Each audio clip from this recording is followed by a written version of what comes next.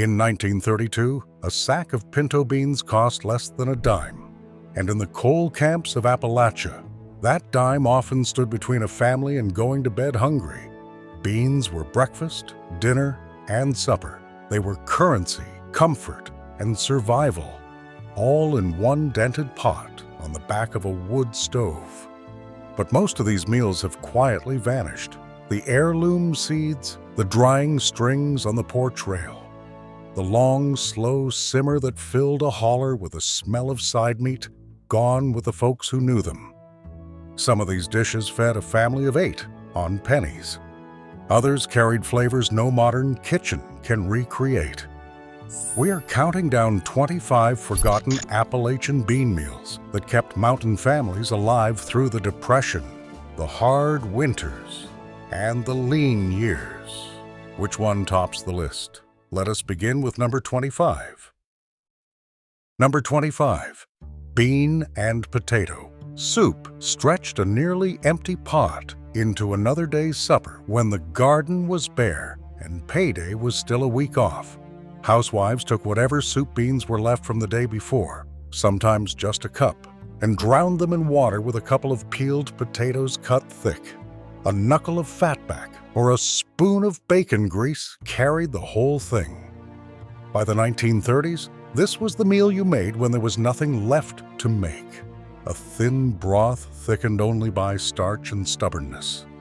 The potatoes broke down as they simmered, turning the pot creamy and pale. Children were handed bowls with a slab of cold cornbread to crumble in, and nobody complained because the alternative was worse. Fathers came in from the mine with coal still in the creases of their hands, grateful for something warm. It was poverty food, plain and honest, and it kept bellies quiet through the longest stretches of the month. Number 24, fried beans turned yesterday's leftovers into today's savings. A trick born of a kitchen where nothing, not even a handful of cold beans, went into the slop bucket. A mountain woman would take the thick, cooked-down soup beans, clinging to the bottom of the pot, mash them with a fork, sometimes bind them with a little cornmeal, and press them into flat cakes.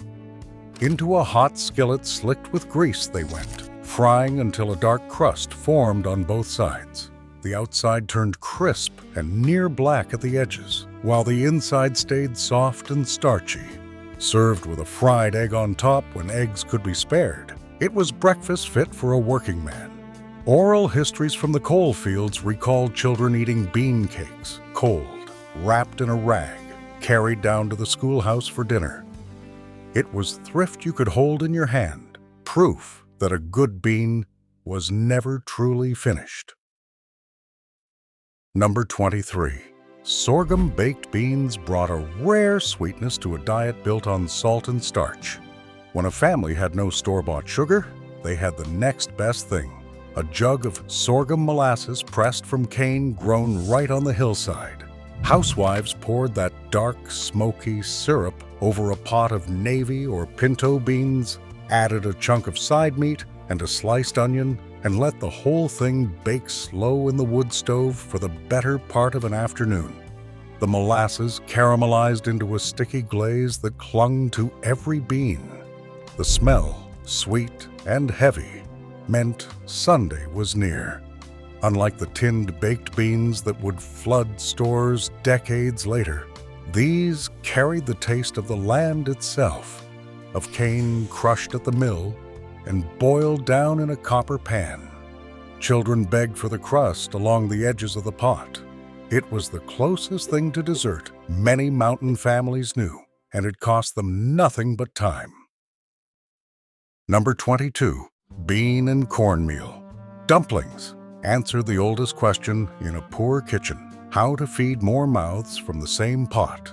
When the soup beans ran thin, a woman would stir up a stiff dough of cornmeal, a little flour, and buttermilk, then drop spoonfuls straight onto the simmering surface.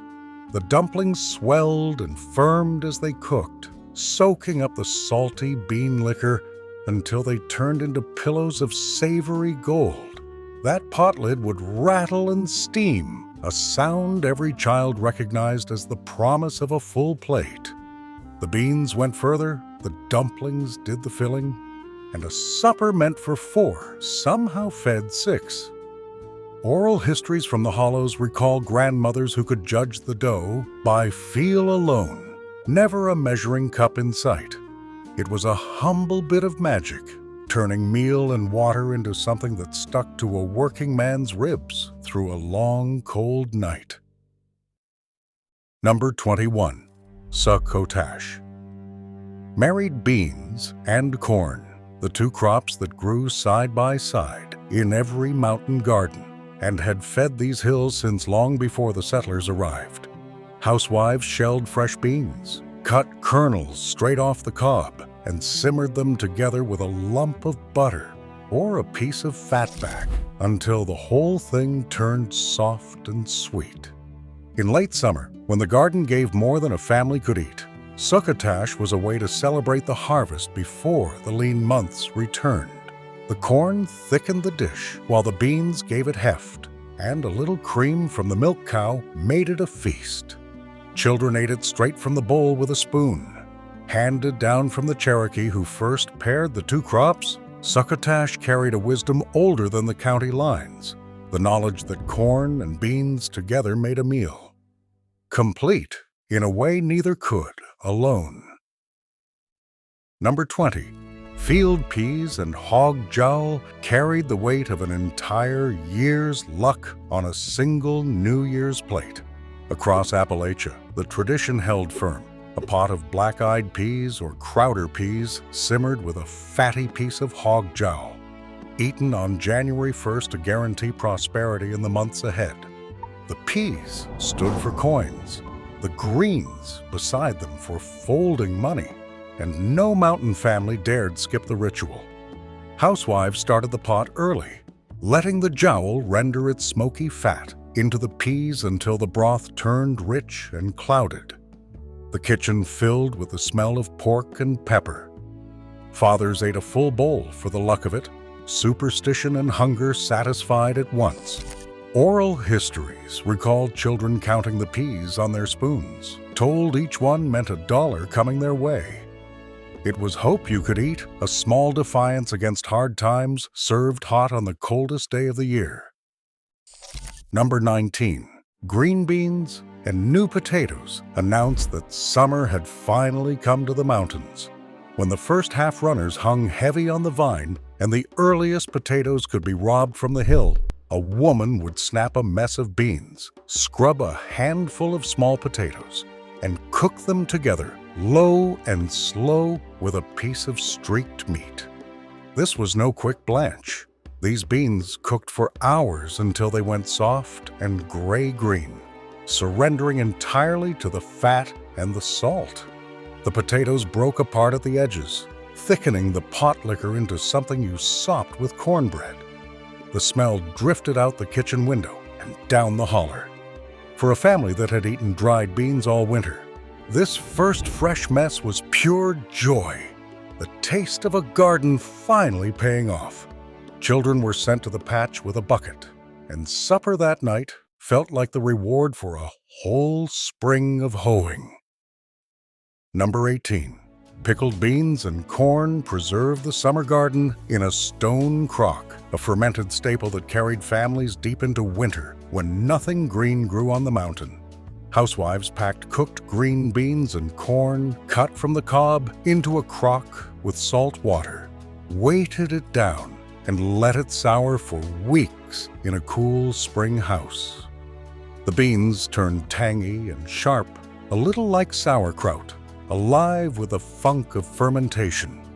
When the snow lay deep and the cellar shelves ran low, a bowl of pickled beans woke up a plate of plain cornbread and fried potatoes. The sourness cut through the heaviness of a winter diet built on fat and starch. Oral histories recall the smell of the crock, strong enough to clear a room, and the pride of a woman whose beans soured just right. Long before refrigeration reached the hollows, this was how a family kept the taste of July on the table in January. Number 17. Shelly beans, or shellies, were the reward for a summer spent hunched over the bean rows. When October beans and cornfield beans grew too mature to eat as snaps, mountain families let them swell fat in the pod, then shelled the plump beans out by the bucketful on the front porch of an evening. Cooked fresh with a piece of fatback, shellies had a creaminess that dried beans never quite matched, soft and buttery, with a flavor all their own.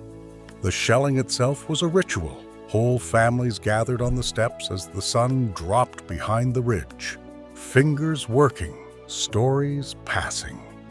What wasn't eaten fresh was spread on a sheet to dry for winter. Children were put to the task young, and a woman could tell a good worker by the speed of their thumbs. Shellies marked the turning of the season, that brief window when the bean was neither green nor dried, but perfect. Number 16.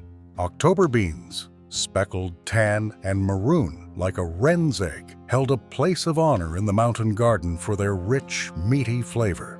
Also called cranberry beans, they were left to mature on the vine until the pods streaked purple, then shelled and cooked down into a thick, savory pot that needed little more than salt, meat, and thyme.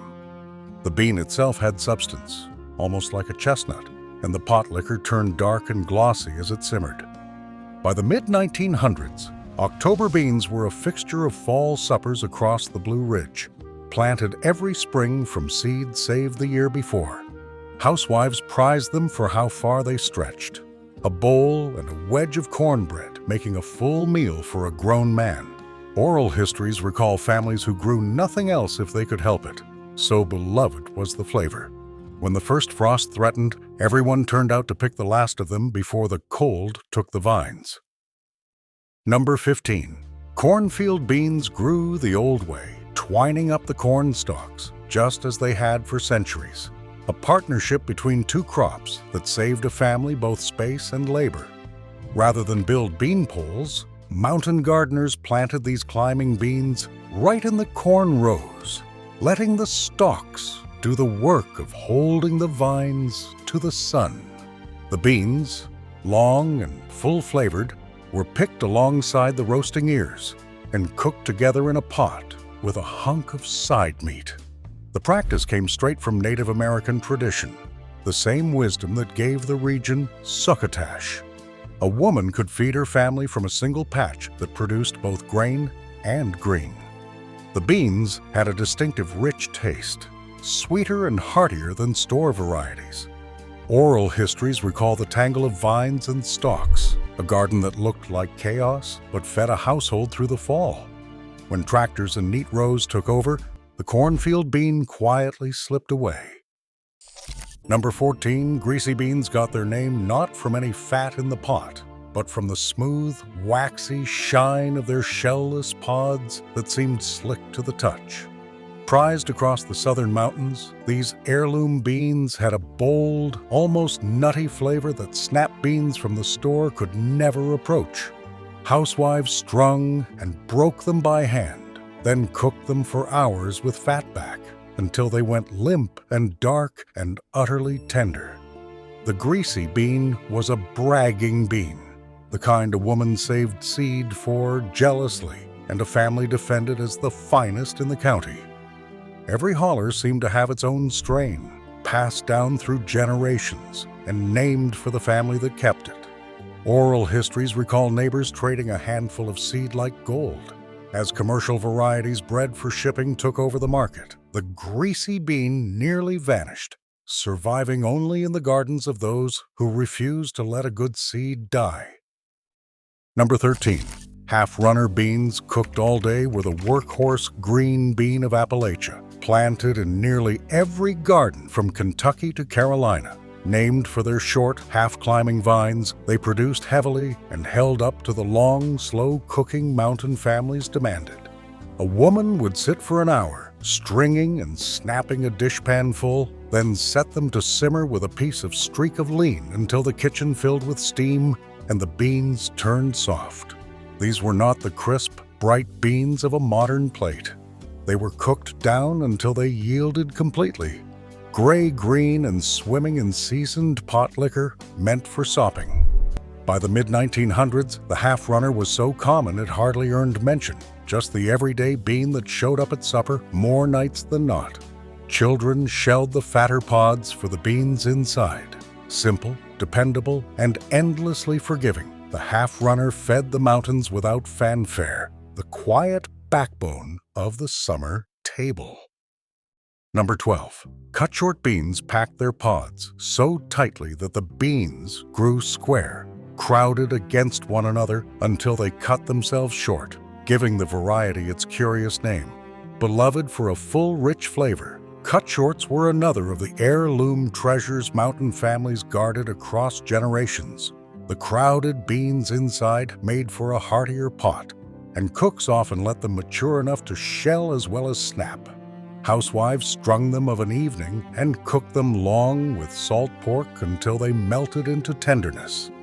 Each family strain had its champions, and the cut-short earned fierce loyalty from those who grew it. Oral histories recall seed handed down from a grandmother, planted every spring in the same corner of the garden, never bought and never sold. The bean tied a family to its own past, a living link to the people who came before. When hybrid beans bred for the cannery arrived, the cut-short held on only in the hands of the faithful. Number 11. Cracklin' bean soup put the last precious scraps of hog killing to work, marrying beans with the crisp bits left over from rendering lard. After a fall butchering, when the fat was cooked down into lard for the year, what remained were cracklins, those browned, chewy nuggets of skin and meat. A thrifty woman crumbled a handful into a pot of soup beans, where they dissolved their smoky richness into the broth. The soup turned deep and savory, seasoned by an animal that had already given everything else. Nothing from the hog was wasted, and the cracklin found its way into the bean pot as naturally as into the cornbread. Oral histories recall the crackle of the rendering kettle in the yard and the way a pot of beans could taste of the whole slaughter. It was the flavor of a self-sufficient mountain fall when a single hog and a garden of beans carried a family clear through winter. Number 10. Cherokee bean bread reached back further than any dish on this list, a food the Cherokee had made in these mountains for countless generations before the first cabin was raised. Cooks mixed cooked beans, often brown or speckled, into a stiff cornmeal dough, shaped it into flat cakes or balls, and either boiled them wrapped in green leaves or baked them in the ashes. The result was dense and filling, part bread and part bean, sustaining in a way that plain cornbread never was. Traditionally made without wheat or leavening, it carried the pure taste of corn and bean, the two crops at the heart of Cherokee life. The knowledge passed into Appalachian kitchens through generations of shared ground and shared hardship. Oral histories among the Eastern Band recall bean bread at every gathering, a food of both the everyday and the ceremonial. As store-bought bread spread through the hills, this ancient recipe survived mainly among those who honored the old ways. Number 9. Navy beans and side meat gave the mountains a milder, creamier alternative to the ever-present pinto. Small and white, navy beans cooked down into a smooth, pale pot that some families preferred for its gentler flavor and softer texture. A chunk of side meat, that salty slab of cured pork belly, seasoned the whole thing as it simmered through the afternoon. The beans grew so tender they near dissolved, thickening their own broth into something rich enough to stand a spoon in. Served with raw onion and a wedge of cornbread, navy beans were a quiet staple in countless mountain homes. By the 1940s, they were a cheap and reliable protein, bought by the sack at the company store when the garden couldn't provide. Oral histories recall the debate that split families down the middle, navy or pinto, each side certain of its rightness. Whichever won the argument, the pot of beans and pork carried a household through hard times all the same. Number 8. beans, and creasy greens. Paired the mountain's favorite legume with a wild winter green foraged straight from the creek banks, creasy greens, a peppery wild cress, sprang up in cold weather when little else grew, and mountain families gathered them by the sackful to cook down with a piece of fatback. Alongside a bowl of soup beans, they made a supper that was cheap, filling, and quietly nutritious in an era when fresh greens were scarce through winter. The bitter, spicy bite of the creases cut against the earthy softness of the beans, a balance perfected long before anyone spoke of vitamins. Children were sent out with a knife to cut the greens where they grew wild along the branch. Oral histories recall whole families wading cold creek bottoms in late winter, filling pokes with the first green thing they'd seen in months. Beans gave the strength, greens gave the spark, and together they carried the household toward spring. Number 7. Beans and ramps welcomed spring to the high mountains with a pungent, garlicky force that announced the end of winter's long monotony. Ramps, those wild leeks that carpet the slopes in April, were among the first green foods to break through the thawing ground, and mountain families gathered them with something close to celebration. Chopped and fried in bacon grease, then stirred into a pot of soup beans, they filled the kitchen and half the holler with an unmistakable aroma. The bold, oniony bite woke up a palate, dulled by months of salt pork and dried beans. Ramps were believed to clean the blood after a heavy winter, a spring tonic disguised as supper. Oral histories recall ramp digging as a community event, families climbing high into the coves with sacks and spades. The smell lingered for days on anyone who ate them. Beans and ramps marked the turning of the year, the first fresh, fierce taste of the mountains coming back to life. Number 6. Cornbread crumbled in buttermilk with beans was the humblest supper of all, a bowl assembled from 3 things nearly every mountain household kept on hand. A working man, tired and hungry at the end of a day, would break cold cornbread into a glass of buttermilk, spoon soup beans over the top, and eat it all together with a splash of pot liquor. The buttermilk turned tangy against the earthy beans. The cornbread softened into a porridge, and the whole thing went down easy after a day of hard labor. It cost almost nothing and dirtied almost no dishes. Oral histories recall grandfathers who ate this every single night without complaint, a ritual as fixed as sundown. Some crumbled the cornbread dry, others drowned it, and families argued the right way for generations. Plain as it was, this bowl of beans, bread, and buttermilk fed the mountains through their hardest chapters. Comfort conjured from a nearly empty cupboard. Number 5. The turkey craw bean carried one of the strangest origin stories in all of Appalachian gardening, a treasured heirloom said to have been discovered in the craw of a wild turkey shot for supper. As the tale goes, a hunter dressing his bird found undigested beans inside, planted them out of curiosity, and gained a variety so good it was saved and passed down for a century or more. Whether or not the legend held, the turkey craw earned its keep, a rich, brown speckled bean prized for flavor above nearly all others. Families guarded the seed like an inheritance, planting it each spring and swapping a precious handful only with trusted neighbors. Cooked with side meat until creamy and dark, it made a pot worth remembering. Oral histories are full of such named beans, each tied to a family, a story, a stretch of ground. The turkey craw stands for all of them, the living heirlooms nearly lost when the old gardens went to seed. Number 4. Brown beans and fried potatoes, known plainly as pintos and taters, was the meal that defined mountain eating for 100 years. A pot of pinto beans simmered all day with a ham bone set beside a black skillet of potatoes fried crisp in bacon grease and a pone of cornbread to tie it all together. This was the trinity of the Appalachian table, cheap, filling, and endlessly repeated. the supper that showed up more nights than any other in coal camp and hill farm alike.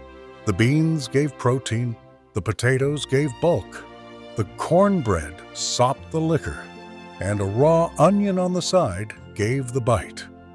By the Depression, a family could feed itself for pennies on this plate. Oral histories recall eating it 4, 5, 6 nights a week and being grateful every time. Fathers came home to it, children grew up on it, and generations were raised strong on beans and potatoes when little else could be spared. Number 3. Hominy and beans stretched the corn crop even further, pairing dried beans with kernels transformed by an old and patient process. To make hominy, mountain women soaked field corn in lye leached from wood ashes until the tough hulls slipped free and the kernels swelled fat and tender. That hominy, simmered together with a pot of beans and a piece of pork, made a hearty, chewy supper unlike anything else on the table. The alkaline process did more than soften the corn. It unlocked nutrients that kept families healthier through corn. Heavy winters, though no one in the hollows spoke of it in those terms. They only knew it tasted good and filled you up. Oral histories recall the ash hopper in the yard and the long day of making hominy from scratch. Beans and hominy carried the deep wisdom of 2 ancient crops, prepared the way the first people of these mountains had taught. As canned hominy replaced the homemade, the ritual faded. Number 2, leather breeches, also called shuck beans, were how the mountains kept green beans on the table through the dead of winter, long before a freezer sat in any kitchen. In late summer, when the beans came in faster than a family could eat, women threaded whole green beans onto long strings with a needle and hung them from the porch rafters or above the stove to dry. Over weeks, the beans shriveled and toughened into brittle, leathery ropes, sometimes strung a dozen feet long. Come January, a handful was pulled down, soaked overnight to bring them back to life, then cooked for hours with fatback until they turned tender again, chewy and concentrated with a flavor all their own. The taste was unmistakable, deeper and earthier than any fresh bean. Oral histories recall porches draped in drying strings each fall, a sign of a household preparing for the cold. Leather breeches were survival made visible, the summer garden hanging in the rafters, waiting for the hungry months. Number 1. And at the very top stands the soup bean and cornbread, the dish that fed Appalachia through every hardship it ever faced. A pot of dried pinto beans, set to soak overnight and then simmered slow all day with a ham hock until the broth ran thick and brown, was the beating heart of the mountain kitchen. The beans gave up their starch into a rich pot liquor meant to be sopped with a wedge of hot cornbread, baked crisp in a black iron skillet. On the side went raw onion, a spoon of chow-chow relish, and maybe a few fried potatoes if the family had them. This was the meal that showed up on the poorest table and the proudest one alike, dinner and supper, weekday and Sunday, in coal camps and on hill farms across 100 years. Oral histories are thick with it. Grandmothers who could smell when the beans were done, fathers who asked for nothing else. A pound of beans cost a nickel and fed a family for a day, and no one who grew up on it ever forgot the taste of that pot bubbling on the stove. More than any dish in these mountains, soup beans and cornbread were survival, tradition, and home in a single bowl. From the thin bean and potato soup that opened our list to the mighty soup, beans, and cornbread that crowned it, these 25 meals tell the story of a people who turned a handful of dried beans into an entire way of life. They stretched every nickel, saved every seed, and wasted nothing, feeding families through the Depression and the hardest winters the mountains could throw at them. Which of these did your family make? Drop it in the comments and tell me the bean your grandmother swore by. because these weren't just meals. They were the taste of endurance, handed down from a generation that survived on beans, cornbread, and pure mountain grit.